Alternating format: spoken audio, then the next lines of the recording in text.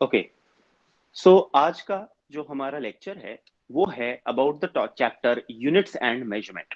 अब ये यूनिट्स और मेजरमेंट सबसे पहली चीज है कि हमको क्यों पढ़ाया जाता है। ठीक है, मेजरमेंट का मतलब क्या होता है और ये सब हम क्यों कर रहे हैं। देखो, जो हमारी ह्यूमन नेचर है उसमें नेचुरल टेंडेंसी है कि हम अपने आसपास जो भी चीजें होती हैं उन सबको कोशिश करते हैं कि हम उन सबको नाप पाए। ये हमारी नेचुरल टेंडेंसी है, कुछ ह्यूमन नेचर में है ये, कि हम आसपास की चीजों को ना ऑर्डरली अरेंज करना चाहते हैं। तो जब चीजों को कोई अरेंज करना चाहते हैं तो आप उसमें एक तरीका होता है arranging them in terms of their size. For example, अगर मैं आपसे कहूं एक वेल मछली, ब्लू वेल, एक हाथी, एक मारुति 800 और एक बच्चे की साइकिल, इसको साइज के हिसाब से अगर आप बताओ तो आप कहोगे सर आपने बिल्कुल सही ऑर्डर में बताया, सबसे बड़ी ब्लू व्हेल है, उससे छोटा हाथी है, उससे छोटी मारुति 800 है, उससे छोटी इंसान की बच्चे की साइकिल है। ओके, ट्राई साइकिल जो होती है बच्चे वाली वो है। तो इसका मतलब हमारा ही जो नेचर है उसके अंदर ये नेचुरल टेंडेंसी ही है कि हम अपने आसपास रखी चीजों को अरेंज करना चाहते हैं, और उसमें अरेंज करने में एक जो तरीका है कॉमन, वो है arranging them in terms of size. ठीक है, वो है arranging objects in terms of size. ठीक है, तो हमारा एक कॉमन तरीका होता है by arranging objects in terms of their size. तो उन साइज को नापना वही मेजरमेंट कहलाता है। हम किसी भी चीज को जब नापते हैं that is called as measurement. Okay, तो अब ये मेजरमेंट क्या है, basically measurement of a physical quantity, ये वो कंपैरिजन होता है एक फिजिकल क्वांटिटी को किसी एक स्टैंडर्ड के साथ। फॉर एग्जांपल, अगर मैं कहूं ये बोर्ड है, इसकी जो चौड़ाई है, ये पूरी जो विड्थ है इसकी, ये विड्थ 8 फीट है। इसका मतलब क्या है, मैं एक फीट का स्केल लेता हूं, अगर मैं उसको यहां पर रखता जाऊं तो उसको 8 बार ऐसे रोल करके लेकर के जाऊंगा तो ये पूरा बोर्ड कवर हो जाएगा। 8 फीट विड्थ का बोर्ड है ये। Got it. तो बेसिकली हम एक स्टैंडर्ड क्वांटिटी लेते हैं और उसके साथ किसी भी क्वांटिटी को जब कंपेयर करते हैं तो हमारे पास एक नंबर ऑब्टेन होता है, उसी को हम उसका मेजरमेंट या उसका नाप बोलते हैं। Got it. तो अब आप नोटिस करोगे कि ये जो हमने मेजरमेंट किया, इसमें मैंने जब मेजरमेंट बोला आपके सामने अभी, the width of the board is 8 feet. देखो, अगर मैं बोलूं आपको the width of the board is 8 feet, ठीक है, तो यहां पर आप ध्यान दो, मैंने दो चीजें बोली इसमें। ऐसा करने में मैंने दो चीजें इन्वॉल्व करी। कौन सी दो चीजें? पहला है 8। What is 8? हम सबको पता है 8 नंबर को बोलते हैं। 8 इज अ नंबर। हम सबको ये बात पता है दैट 8 इज अ नंबर। तो ये आ गया हमारे पास नंबर। ठीक है जी। और उसके बाद ये दूसरा फीट, ये फीट हो गई हमारी यूनिट। 8 है नंबर और एक है यूनिट। यानी जब भी हम किसी क्वांटिटी को नाप लिखते हैं, whenever we measure a quantity, तो हम हमेशा उसमें दो चीजें देते हैं। पहला होता है एक नंबर जो हमें बताता है, ये नंबर क्या बताता है, नंबर बताता है कि कोई भी गिवन क्वांटिटी किसी एक फिक्स्ड वैल्यू का कितने गुना है। जैसे अगर मैंने कहा ये बोर्ड जो है ये 8 फीट चौड़ा है, इसका मतलब ये है कि इस बोर्ड की विड्थ 1 फीट के स्केल का 8 गुना है। अगर मैं ऐसे 8 स्केल यहां एक के बाद एक के बाद एक के बाद एक लगा दूं, एक एक फीट वाले, तब वो 8 स्केल की चौड़ाई के बराबर ये एक अकेला बोर्ड है। तो ये बताता है नंबर कि कोई भी जो क्वांटिटी है वो हाउ मेनी टाइम्स एक स्टैंडर्ड क्वांटिटी का है। ठीक है, दूसरी चीज है ये स्टैंडर्ड क्वांटिटी, इसको बोलते हैं यूनिट। ठीक, तो इसमें दो चीजें होती हैं, एक है नंबर और एक है यूनिट। ठीक है, तो हम कह सकते हैं एनी फिजिकल क्वांटिटी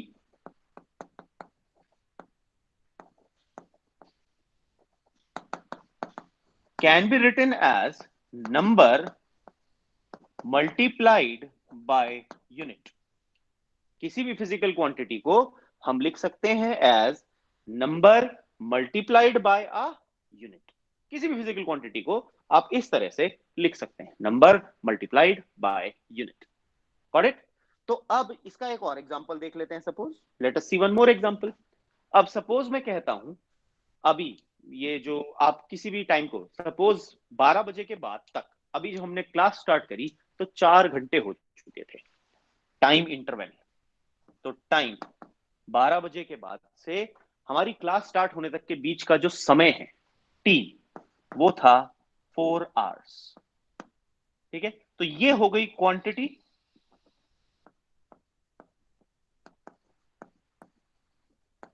4 हो गया नंबर या न्यूमेरिकल कोफिशिएंट भी बोलते हैं इसको, और आर हो गई यहां पर हमारी यूनिट। ठीक है, तो किसी भी फिजिकल क्वांटिटी को एक number multiplied by a unit इस तरह से रिप्रेजेंट किया जा सकता है। ठीक, एक और एग्जांपल देखते हैं। Suppose the length of a room, the length of a room is 8 metre. आपको गिवन है एक कमरे की जो लंबाई है वो लगभग 8 मीटर के बराबर है। ऑलराइट, एक कमरा है जिसकी लंबाई आपको यहां पर कहा गया है 8 मीटर है। ओके, तो इस 8 मीटर को मैं 800 सेंटीमीटर भी तो लिख सकता हूं। हमको पता है भैया 1 मीटर में 100 सेंटीमीटर होते हैं, तो 8 मीटर में कितने सेंटीमीटर हो जाएंगे? 800। या मैं इसको ये भी तो लिख सकता हूं 8000 मिलीमीटर। देखो, क्यों? क्योंकि हमको पता है हर 1 सेंटीमीटर में 10 मिलीमीटर होते हैं, तो 800 सेंटीमीटर में कितने मिलीमीटर हो जाएंगे? 8000। ठीक, तो हमारे पास ये जो लेंथ है इसको मैंने इस तरह से लिखा। तो अब हमें यह समझना है, यहां पर 8 लिखा है, यहां पर 800 लिखा है, 800 फिर 8000, तो क्या अब ये लंबाई बढ़ गई? 8000 हो गया यहां पर, यहां 8 है, यहां 8000 है, तो क्या ये लेंथ यहां पर लिखते हुए बढ़ गई? ये answer is no, length same है। क्यों? क्योंकि जब मैंने नंबर को जितने गुना बढ़ाया, मैंने यूनिट को उतने ही गुना छोटा कर दिया। देखो, जैसे यहां मीटर है, यहां 8 है, तो जब मैं 100 से मल्टीप्लाई कर रहा हूं तो मैं यूनिट को 1/100 टाइम्स बना रहा हूं। अगर आप देखो 1 सेंटीमीटर कितना होता है? 1 सेंटीमीटर मीटर का 100वां हिस्सा है, 1/100 ऑफ अ मीटर। इसका मतलब जितना गुना मैं नंबर को बढ़ाऊंगा, मुझे यूनिट उतने ही गुना कम करनी पड़ जाती है। कारण, क्योंकि जो क्वांटिटी है वो थोड़ी बदल रही है, मैं यूनिट बदल रहा हूं, मैं उसको लिखने का तरीका बदल रहा हूं, तो मैं क्वांटिटी थोड़ी बदल सकता हूं जस्ट बाय राइटिंग। केवल लिखने से क्वांटिटी थोड़ी बदली जा सकती है। Got it? तो इससे ये पता चलता है अगर एक बढ़ रहा है तो दूसरा क्या हो रहा है? कम हो रहा है। इस तरह के रिलेशन को हम क्या बोलते हैं? इस तरह के रिलेशन को बोलते हैं इनवर्स रिलेशन। तो मैं यहां से कह सकता हूं कि नंबर और यूनिट एक दूसरे के साथ कैसे रिलेटेड हैं? इनवर्सली रिलेटेड हैं। अब याद करो हमारा कल का क्लास, कल ही हमने रेक्टेंगुलर पैराबोला, याद है? मैंने टॉपिक पढ़ाया था रेक्टेंगुलर पैराबोला। तो अगर नंबर वर्सेस यूनिट का graph, numerical coefficient versus unit, अगर इसका ग्राफ बनाने को कहा जाए, the shape will be a rectangular parabola, rectangular hyperbola, sorry. ठीक है, the shape will be a rectangular hyperbola. याद आया सबको? वहां हमने पढ़ा था x is inversely proportional to y, the equation was for a rectangular hyperbola, या xy इज अ कांस्टेंट। तो देखो यहां भी तो आ रहा है xy is a constant. Okay, तो हमारे पास ये जो केस आता है, ठीक है, तो अब ये जो हमारे पास कंडीशन आती है वो ये आती है कि किसी भी क्वांटिटी को, इसको मैं लिख सकता हूं क्वांटिटी Q, फिजिकल क्वांटिटी, ये है नंबर N1, ये है यूनिट U1, ऐसे ही ये है नंबर N2, ये है यूनिट U2। मैं इसको इस फॉर्म में लिख सकता हूं, I can write it like this, isn't it? ठीक है, तो अब जब मैं इसको इस फॉर्म में लिख रहा हूं तो मैं लिख सकता हूं, क्योंकि ये N1 into U1 N2 into U2 बराबर आ रहा है, इसका मतलब इनका प्रोडक्ट जो क्वांटिटी Q है वो क्या है? It is a constant. इस इक्वेशन को ऐसे लिखा जा सकता है। तो अब अगर ध्यान से देखो तो मैं लिख सकता हूं therefore N into U is a constant, क्योंकि क्वांटिटी कभी चेंज नहीं होती केवल लिख देने से। जब तक मैं लेंथ को बढ़ाऊंगा नहीं तो वो लेंथ बढ़ेगी कैसे? केवल लिख थोड़ी सकता हूं कि वो क्वांटिटी बढ़ गई। फिजिकल क्वांटिटी मेजर करने से होती है। Got it? तो NU इज अ कांस्टेंट, या मैं लिख सकता हूं N is equal to constant upon U, और जब भी कांस्टेंट हटाया जाता है तो ये इक्वालिटी प्रोपोर्शनैलिटी में कन्वर्ट हो जाती है। तो मैं लिख सकता हूं N is inversely proportional to U। देखो हमने लॉजिकली समझा था कि n u के प्रोपोर्शनल क्यों है? क्योंकि जब मैं नंबर बढ़ा रहा होता हूं तो मुझे यूनिट उतनी ही कम करनी पड़ जाती है। तो ये तो इनवर्स का रिलेशन है, एक बढ़ रहा है दूसरा कम हो रहा है, दैट इज इनवर्सली प्रोपोर्शनल। ये तो हमने लॉजिकली समझा। हमने मैथमेटिकली भी ये रिलेशन प्रूव कर दिया कि जो न्यूमेरिकल कोफिशिएंट होता है n, वो इनवर्सली प्रोपोर्शनल होता है to the unit of the given physical quantity. Got it? तो ये हमारे पास क्वांटिटी के साथ रिलेशन था, और ये ग्राफ है between numerical coefficient and unit. क्यों भैया ये ग्राफ ऐसा क्यों है? हमने कल की क्लास अगर आप याद करो, मैंने आपको रेक्टेंगुलर हाइपरबोला नाम का एक टॉपिक पढ़ाया था। उसमें मैंने आपको इक्वेशन लिखवाई थी, x y is a constant. तो जब x y is a constant होता था, x is inversely proportional to y आ जाता था, और तब जो शेप आती थी that was a rectangular hyperbola. तो नंबर या न्यूमेरिकल कोफिशिएंट वर्सेस यूनिट का अगर ग्राफ प्लॉट करने को कहा जाए, it will have a shape of a rectangular hyperbola. ठीक है?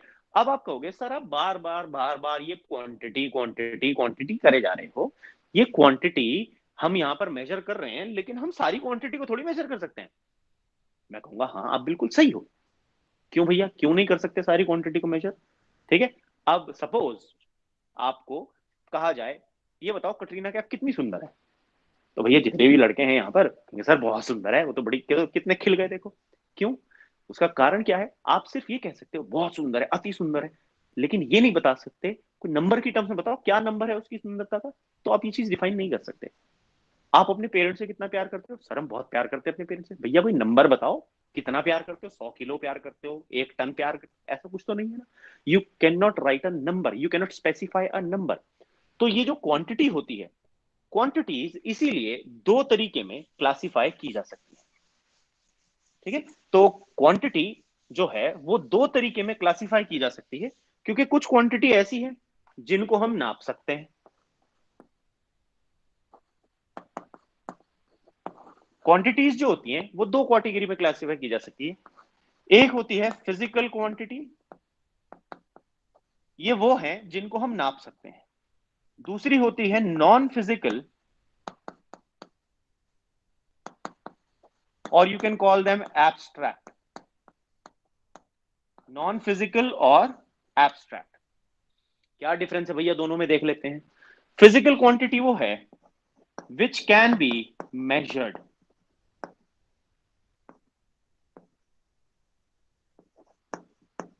By physical means. अब फिजिकल मीन्स का मतलब रूलर, तराजू, या कुछ भी फिजिकल जो तरीका होता है, जो हमारे मेजर करने के तरीके हैं, जो इंस्ट्रूमेंट्स हैं, उनसे नापी जा सकती है। और abstract can not be measured, इनके लिए कोई स्केल नहीं है। बाय फिजिकल मीन्स, इनको हम फिजिकल मेथड से नाप ही नहीं सकते। एग्जाम्पल, कौन सी क्वांटिटी आप नाप सकते हो भैया? आप लंबाई नाप सकते हो, हाँ जी, आप अपनी भी लंबाई नाप सकते हो, अपने जिस कमरे में बैठे हो उसकी लंबाई भी नाप सकते हो। आप अपना वजन नाप सकते हो, मास नाप सकते हो, अपना वेट नाप सकते हो, फिलहाल समय क्या हो रहा है आप समय को नाप सकते हो, टाइम। तो ये कॉमन एग्जांपल्स है, बहुत सारी क्वांटिटीज हैं। फोर्स नाप सकते हो, आप स्पीड नाप सकते हो अपने एक्टिवा की।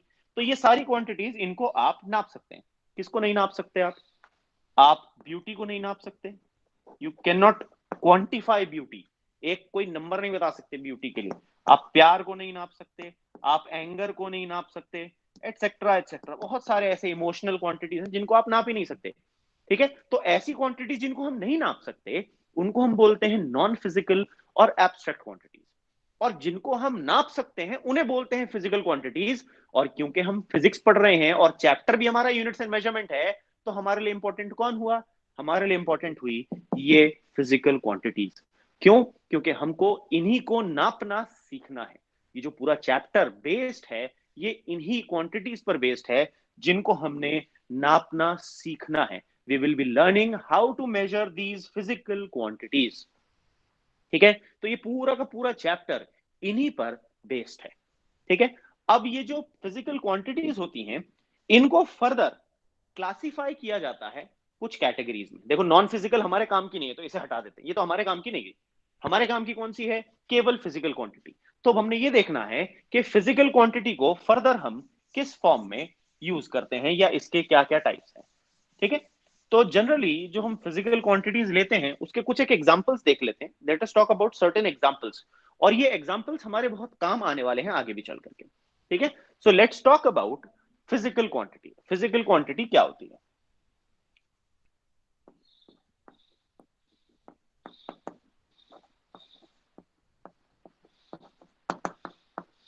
ठीक है भाई, अब हम बात करेंगे अबाउट फिजिकल क्वांटिटी, क्योंकि हम नापने वाला चैप्टर पढ़ रहे हैं।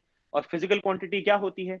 कोई भी ऐसी क्वांटिटी जिसको फिजिकल मींस से या फिजिकल मेथड्स का इस्तेमाल करके नापा जा सके, आप मेजर कर सकते हो, ऐसी सभी क्वांटिटीज को हम कहते हैं फिजिकल क्वांटिटीज। ठीक है, ये तो समझ में आ गया सर। अब ये जो फिजिकल क्वांटिटी होती है, ये आगे फर्दर दो टाइप्स में इनको हम कैटेगराइज कर सकते हैं।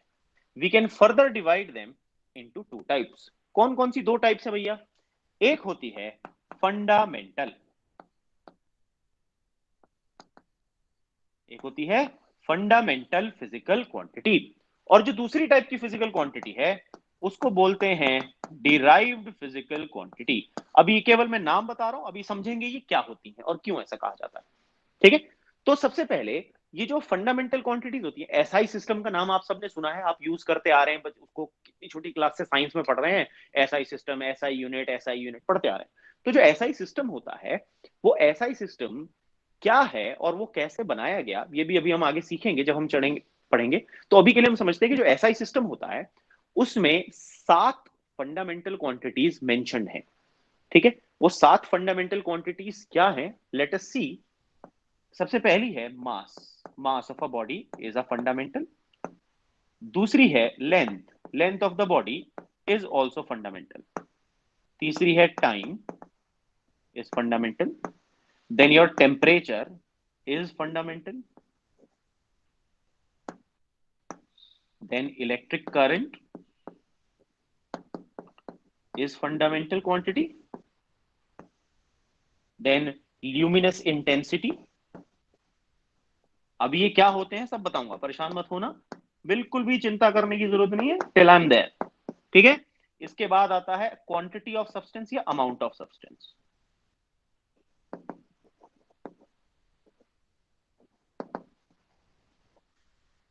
ठीक है, इनको बोलते हैं फंडामेंटल क्वांटिटीज। इनके अलावा, इनके अलावा दो सप्लीमेंट्री क्वांटिटीज और हैं। इसी में दो सप्लीमेंट्री क्वांटिटीज भी आ जाती हैं, या सेकेंडरी भी बोल देते हैं इनको कई बार। दो सप्लीमेंट्री क्वांटिटीज और आ जाती हैं। एक होता है प्लेन एंगल और दूसरा होता है सॉलिड एंगल।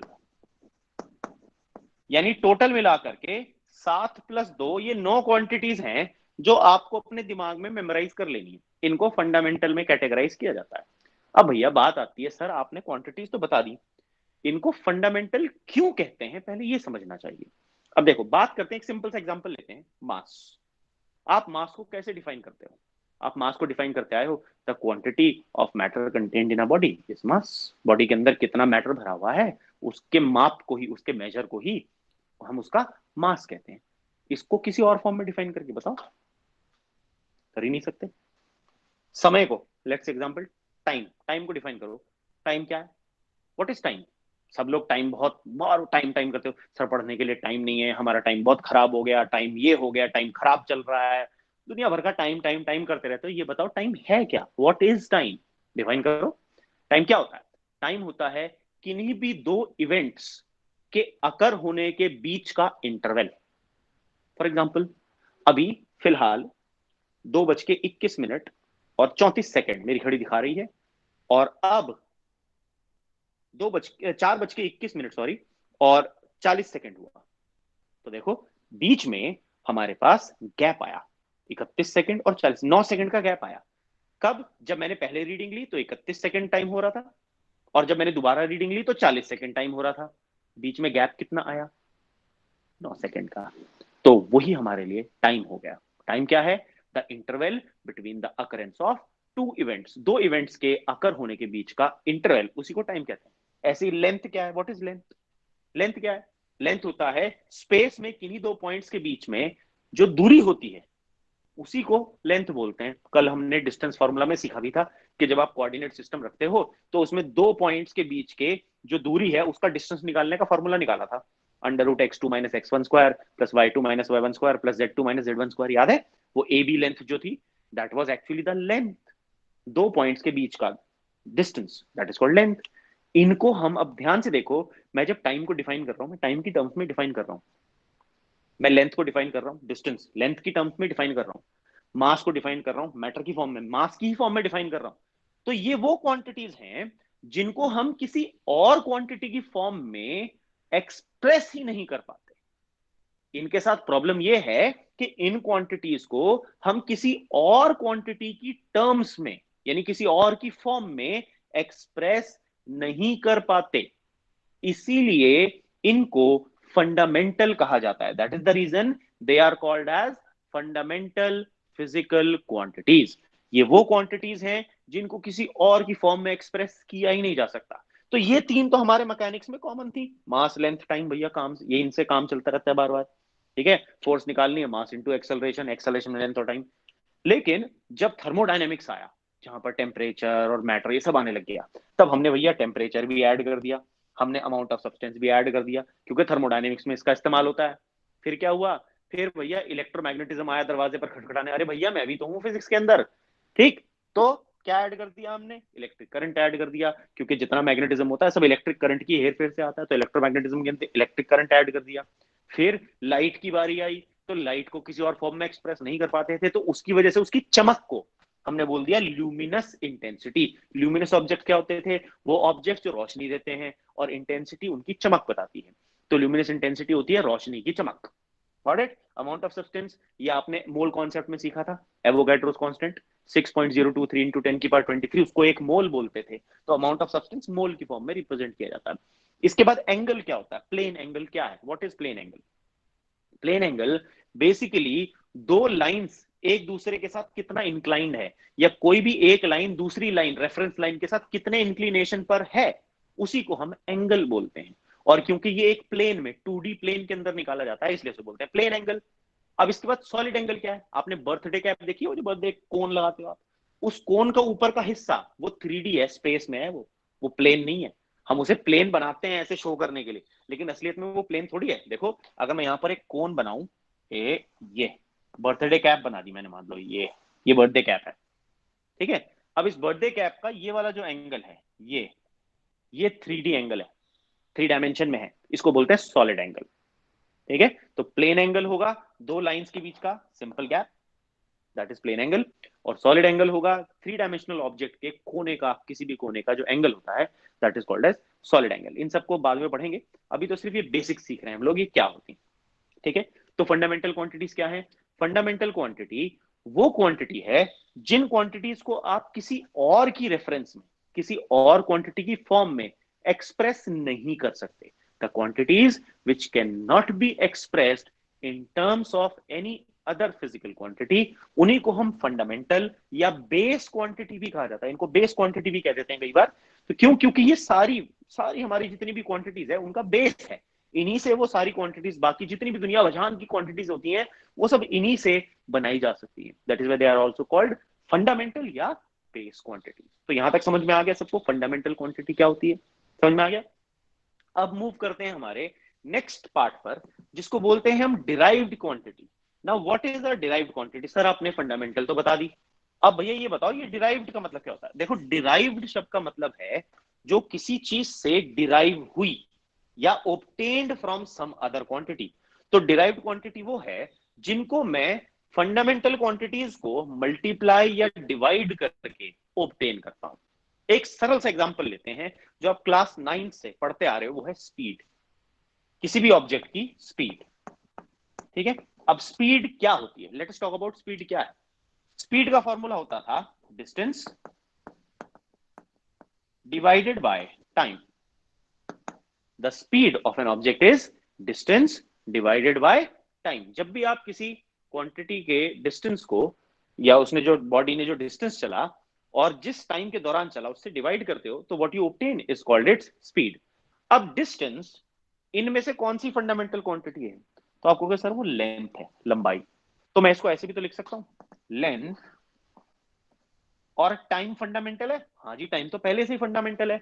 तो हमारे पास लेंथ डिवाइडेड बाय टाइम आ गया। देखो मैंने स्पीड को कैसे ऑब्टेन किया, मैं अगर अपनी फंडामेंटल क्वांटिटी लेंथ को दूसरी फंडामेंटल क्वांटिटी टाइम से डिवाइड कर दूं, तो मेरे पास जो क्वांटिटी ऑब्टेन होगी स्पीड, दैट इज डिराइव्ड। ये मैंने इन दोनों को डिवाइड करके डिराइव करी, hence speed becomes a derived physical quantity. समझ में आया? एक और एग्जांपल लेते हैं, एक्सेलरेशन। एक्सेलरेशन होता है rate of change of speed, time rate of change of speed, यानी स्पीड, किसी भी चलती हुई बॉडी की स्पीड कितना चेंज हो रही है और ये चेंज कितने टाइम में आ रहा है, अगर इनका रेशियो निकाला जाए तो वो हमें बॉडी का एक्सेलरेशन दे देता है, एवरेज एक्सेलरेशन हमको मिल जाता है। ठीक है, अब स्पीड जो है उसको मैं फर्दर लेंथ अपॉन टाइम लिख सकता हूं, अभी हमने निकाला, तो लेंथ डिवाइडेड बाय टाइम, और टाइम ऑलरेडी नीचे है, तो मेरे पास फॉर्मूला बन गया length upon time raise to power 2। ये बन गया फॉर्मूला कि नहीं बन गया? Time length divided by time raise to power 2, ये मेरे पास बन गया फॉर्मूला। ठीक है, तो ये जो फॉर्मूला देखो यहां पर मैंने क्या किया, मैंने लेंथ को लिया और उसको टाइम इंटू टाइम से डिवाइड कर दिया, टाइम को मल्टीप्लाई किया टाइम से ही और लेंथ को इस वैल्यू से डिवाइड कर दिया, तो मेरे पास क्या आ गया? एक्सेलरेशन। तो मैंने यहां पर मैथमेटिकली मल्टीप्लीकेशन डिवीजन का इस्तेमाल किया फंडामेंटल क्वांटिटीज में, और तब मैंने ऑब्टेन कर ली एक्सेलरेशन। तो एक्सेलरेशन मेरे लिए बन गया डिराइव्ड फिजिकल क्वांटिटी। और देखते हैं और कौन सी डिराइव्ड फिजिकल क्वांटिटी आप जानते हैं जिनके बारे में। यहां तक सबको समझ में आ गया? मैं इसको रब कर देता हूं अब, क्योंकि अब हम देखेंगे examples of derived physical quantities, इनके एग्जांपल समझेंगे क्या हैं इसके और एग्जांपल्स, ताकि आपको ये बिल्कुल अच्छे से क्लियर हो जाए ये जो टॉपिक हम पढ़ रहे हैं। ठीक है, एक एग्जांपल लेते हैं। अब हम बात करते हैं फोर्स की। Let's talk about force. आप सब इसके साथ फेमिलियर हैं क्योंकि आप फोर्स पढ़ के आए हैं अपनी प्रीवियस क्लासेस में। फोर्स का आपने न्यूटन का फॉर्मूला पढ़ा था, फोर्स होता है mass multiplied by acceleration, mass into acceleration, F equals m times a। Correct? तो मास ऑलरेडी फंडामेंटल क्वांटिटी है हमारे पास, लेकिन ये जो एक्सेलरेशन है इसकी वैल्यू अभी हमने प्रीवियस एग्जांपल में निकाली थी, क्या थी वो? Length divided by time into time, यही था ना, time square, time into time. तो देखो मैंने क्या किया, मैंने मास और लेंथ को मल्टीप्लाई किया, टाइम और टाइम को मल्टीप्लाई किया और आपस में क्या कर दिया? डिवाइड कर दिया। और ये सारी की सारी क्वांटिटीज फंडामेंटल है, मास फंडामेंटल है, लेंथ फंडामेंटल है, टाइम फंडामेंटल है, लेकिन इनमें मैंने मल्टीप्लीकेशन डिवीजन परफॉर्म किया और तब मेरे पास ऑब्टेन हो गई फोर्स। तो फोर्स कैसी बन गई? Force becomes derived physical quantity. एक और एग्जांपल लेते हैं ताकि और ज्यादा क्लियर हो जाए बढ़िया से। वर्क, वर्क का फॉर्मूला क्या होता था? वर्क को हम कहते हैं force times displacement, force into displacement या डिस्टेंस। ठीक है, अब फोर्स का फॉर्मूला देखो क्या है, मास into length upon time into time, ये तो फोर्स आ गया। और डिस्प्लेसमेंट, डिस्प्लेसमेंट क्या होती है? दूरी, दो पॉइंट्स के बीच की दूरी, उसको हम क्या कहेंगे फंडामेंटल में? लेंथ।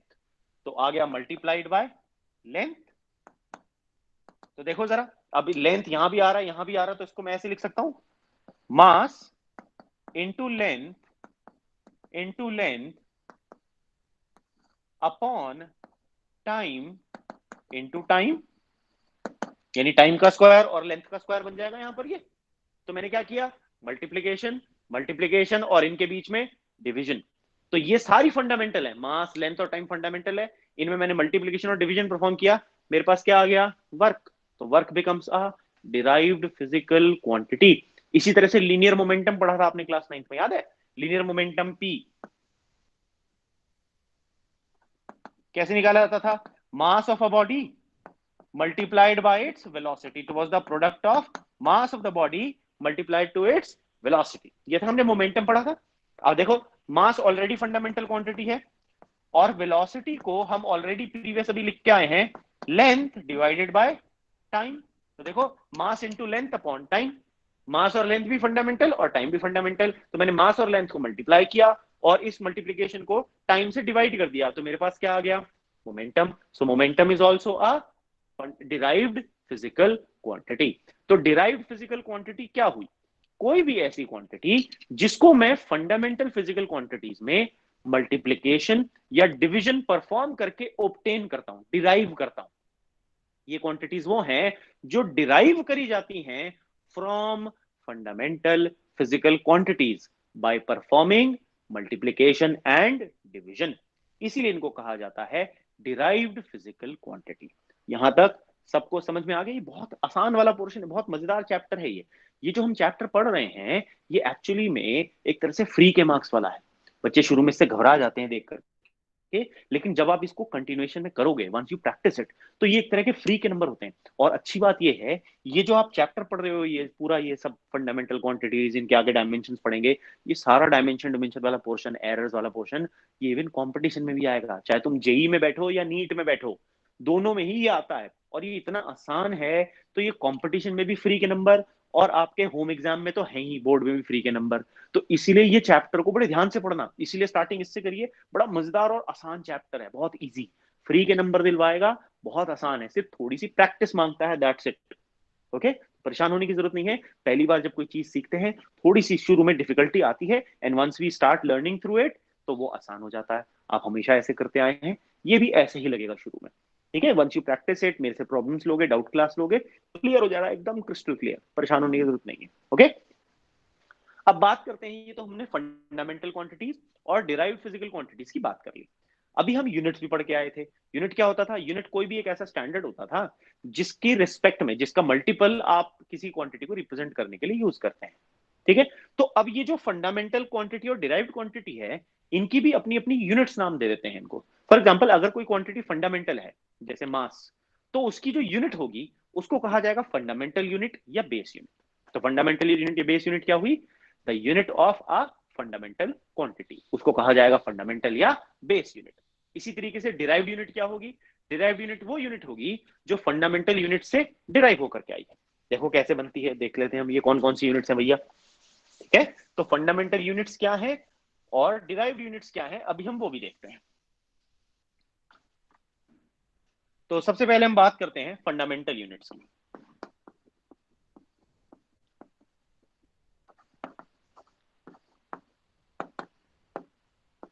फंडामेंटल यूनिट्स क्या होती हैं? Units of fundamental quantities. Fundamental quantities की यूनिट्स को फंडामेंटल या इनको बेस यूनिट भी कहा जाता है कभी कभी, they are also refer to as base units. अब फंडामेंटल क्वांटिटीज मैंने आपको बताई थी, 7 फंडामेंटल और 2 आपके पास सेकेंडरी क्वांटिटीज आ जाती हैं उसमें, सप्लीमेंट्री क्वांटिटीज। तो उनको लिख लेते हैं एक बार। सबसे पहली थी हमारे पास मास, दूसरी थी लेंथ, तीसरी थी टाइम, चौथा टेम्परेचर, पांचवा इलेक्ट्रिक करंट, छठा ल्यूमिनस इंटेंसिटी, और सातवां था हमारे पास अमाउंट ऑफ सब्सटेंस।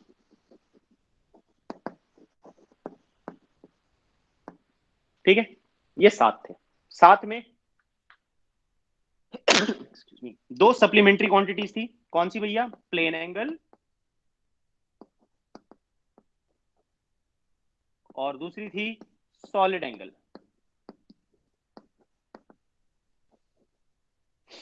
ठीक है, अब हम इनकी एसआई में, एसआई सिस्टम पता है ना, उनमें इनकी यूनिट्स लिख लेते हैं, और उन्हीं यूनिट्स को कहा जाता है फंडामेंटल यूनिट्स। देखो कौन कौन सी है। मास की एसआई सिस्टम में होती है किलोग्राम, केजी। ठीक है, लेंथ की होती है मीटर, टाइम की होती है सेकंड, याद रखना है। टेम्परेचर की केल्विन, सुना है नाम केल्विन, वो। इलेक्ट्रिक करंट के लिए एम्पेयर, 10th में पढ़ा भी था तो एम्पेयर। ल्यूमिनस इंटेंसिटी के लिए होती है कैंडेला, ये नाम अलग है कैंडेला, तो मैं इनको लिख देता हूं वर्ड में भी ताकि आपको पता रहे। Kilogram, metre, then second, then kelvin, then ampere, then candela. ठीक है, अमाउंट ऑफ सब्सटेंस के लिए मोल MOL लिखा जाता है और स्पेलिंग होती है MOLE। ये उनका सिंबल है जो आप यूज करोगे। प्लेन एंगल के लिए यूनिट होती है रेडियन, ये। सॉलिड एंगल के लिए यूनिट होती है स्टेरेडियन। तो ये जो यूनिट्स हमने देखी, ये सारी जो यूनिट्स हैं, फंडामेंटल क्वांटिटी की यूनिट्स को ही कहा जाता है फंडामेंटल यूनिट्स। तो इन सारी क्वांटिटीज की ये यूनिट्स आपको मेमोराइज करनी पड़ेंगी, क्योंकि इन्हीं के बेस पर आप बाकी सारी यूनिट्स को बना सकते हैं। बाकी दुनिया की जितनी भी यूनिट्स हैं वो इन सब से डिराइव की जा सकती हैं, क्योंकि ये हमारी फंडामेंटल क्वांटिटीज हैं। Got it? बाकी सारी दुनिया की जितनी क्वांटिटीज हैं वो इन क्वांटिटीज से डिराइव की जा सकती हैं, इसीलिए इनको फंडामेंटल या बेस कहा जाता है उनका, और इनकी यूनिट्स को कहा जाता है फंडामेंटल यूनिट्स और बेस यूनिट्स। Got it? इसके बाद आते हैं दूसरी टाइप की क्वांटिटीज पर या उनकी यूनिट्स पर, वो है डिराइव्ड यूनिट्स। अब डिराइव्ड यूनिट्स क्या है? जैसा कि नाम कह रहा है, ये वो यूनिट्स हैं जो डिराइव्ड क्वांटिटीज की होती है, यूनिट्स ऑफ डिराइव्ड क्वांटिटीज। जो हमने डिराइव्ड क्वांटिटी पढ़ी, उनकी जो यूनिट्स होती हैं उनको कहा जाता है डिराइव्ड यूनिट्स। ठीक है?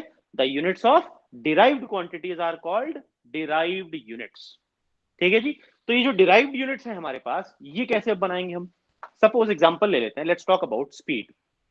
ठीक है, हम स्पीड का एग्जांपल लेते हैं। हमने स्पीड का फॉर्मूला भी निकाला था, डिस्टेंस अपॉन टाइम, जिसका फॉर्मूला बन गया था लेंथ अपॉन टाइम। ठीक है, अब लेंथ की यूनिट देखो क्या है एसआई में, मीटर, तो लिख दिया हमने मीटर।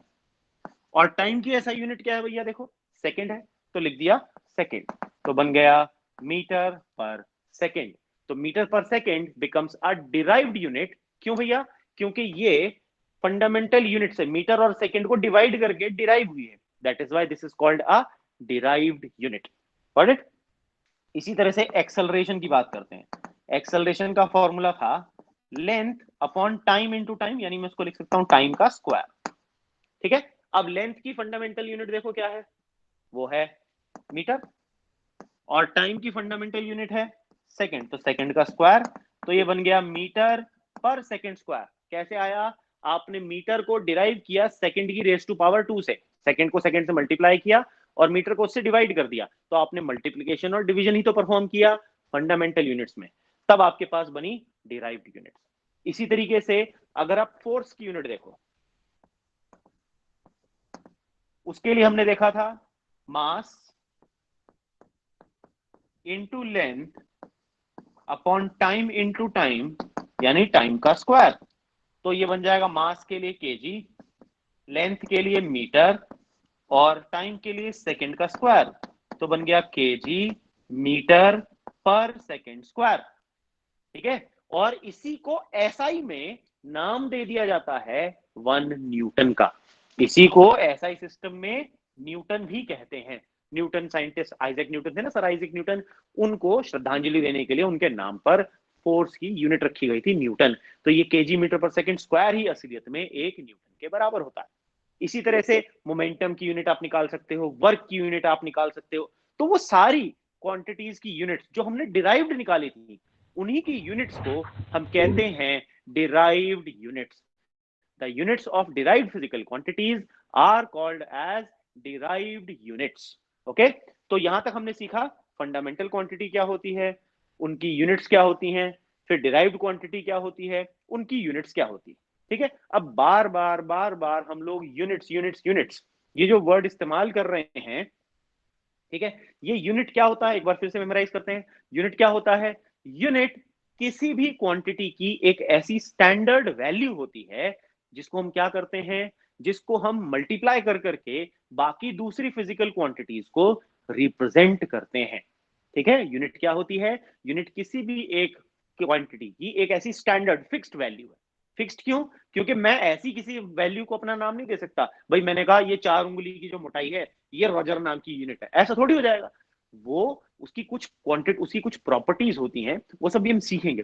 तो यूनिट एक फिक्स्ड वैल्यू है किसी भी क्वांटिटी की। फॉर एग्जांपल लेंथ की हमने कहा यूनिट मीटर है, तो वो मीटर एक फिक्स्ड वैल्यू डिफाइन करी गई है साइंटिस्ट ने बैठ करके कि भैया इतनी ही दूरी को मीटर कहेंगे। ऐसे नहीं मैं कहूंगा ये 1 मीटर है, ऐसे नहीं कह सकते।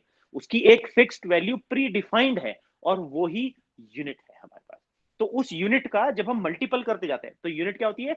किसी भी क्वांटिटी की एक ऐसी स्टैंडर्ड फिक्स्ड वैल्यू जिसको आप मल्टीप्लाई करके किसी भी क्वांटिटी को रिप्रेजेंट कर सकते हो।